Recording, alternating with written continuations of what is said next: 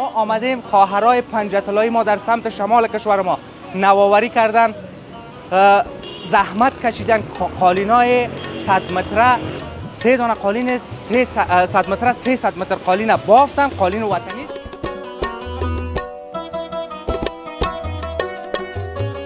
میگن که در سابقا اینمی قالینا را در ارگ ریاست جمهوری هوار میکردن. اینا را آیسته آیسته قالین هوار میکنیم.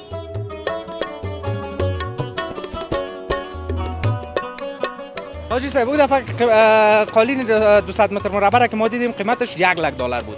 صحیح است؟ این قیمتش چند است؟ این قیمتش $51,000 آمریکایی است. هر سهش؟ هر سهش.